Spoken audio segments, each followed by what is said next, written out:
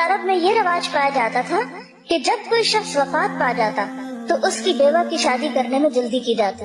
ہمارے ہاں تو اب یہ بھی ختم ہو گیا ہے کہ کسی خاندان میں کوئی کنواری نوجوان لڑکی ہے تو اس کی بھی کوئی فکر کرے. ایک وقت تک یہ بہت زیادہ یعنی کہ فیملیز کے اندر یہ چیز بہت زیادہ تھی کہ اگر کوئی بچی جوان ہے تو سارا خاندان اس کی فکر کرتا تھا. یعنی والدین تو کرتے ہی تھے, پھوپھی, خالہ اور دور پار کے بھی رشتے دار, ہر ایک کو فکر ہوتی تھی. لیکن اب تو بعض کیسز میں یہ دیکھا گیا کہ ماں باپ کو بھی فکر نہیں رہی, جو کہ ایک بہت ہی تکلیف دہ بات ہے.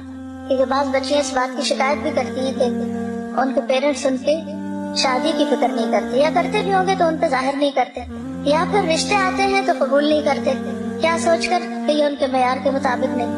کیونکہ معیار ہم نے بہت ہی اونچے رکھ لی, کیونکہ محبت دنیا کی بسی دل میں.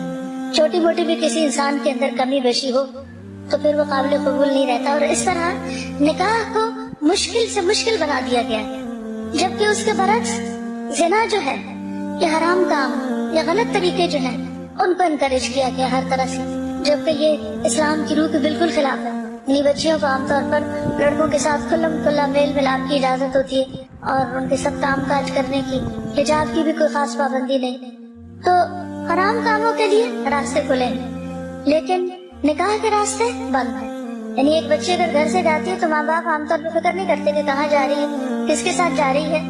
اور اگر اس کی کسی کے ساتھ دوستی ہو جاتی ہے اور وہ لڑکا پروپوز کرتے تو پھر سارے گھر کی شامت آ جاتی ہے اور مارنے مرنے پہ تل جاتے ہیں اور پھر لڑکی کو بلیم کرنے لگتے ہیں اور اس کو برا بھلا کہنے لگتے ہیں. تو پہلے غلطی کس کی کہ آپ نے اتنی کھلی اجازت دی کہ وہ جا کے جس سے چاہے باتیں کرے اور جس سے چاہے دوستی لگائے, اور جب اس نے غلط کام شروع کر ہی دیا تو پھر اب آپ خمیازہ بھگتے اور وہ جیسا بھی اسے قبول کرے. لیکن حرام میں پڑنے سے تو اولاد کو بچائیں, کیونکہ اولاد جب شادی کی عمر کو پہنچ جاتی ہے اور والدین کے پاس کوئی رشتہ آتا ہے جس کے اندر کوئی خاص ایسا عیب نہیں دینی اعتبار سے, اخلاقی اعتبار سے, اور وہ اس کا نکاح نہیں کرتے, تو بچے اگر غلط کام میں ملوث ہو جاتے تو ماں باپ ذمہ دار ہوں گے. اس کا یہ مطلب نہیں کہ بچوں کو کھلی چھوٹ مل گئی کہ وہ جو جی چاہیں کریں, کیونکہ ہم تو گناہ نہیں آئے گا, ماں باپ پہ آئے گا, ان پہ بھی آئے گا اور ماں باپ پر بھی آئے گا, کیونکہ حرام تو حرام ہے. ایسی تعبیلوں سے حرام کو حلال نہیں کیا جا سکتا.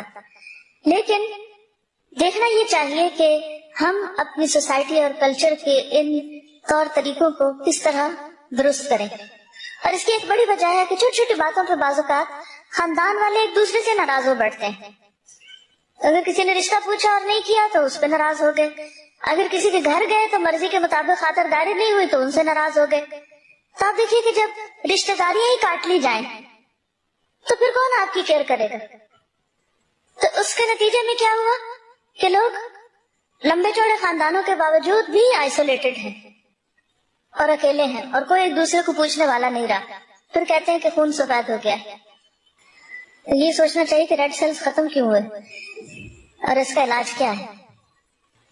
تو جزیرۃ العرب میں یہ رواج پایا جاتا تھا کہ جب کوئی شخص وفات پا جاتا تو اس کی بیوہ کی شادی کرنے میں جلدی کی جاتی, اور اس کو کوئی مائنڈ نہیں کرتا تھا, اسے برا نہیں سمجھا جاتا تھا. ہمارے یہاں ہندوانہ کلچر کے اثر سے بیوہ کی شادی کو بہت ہی بری چیز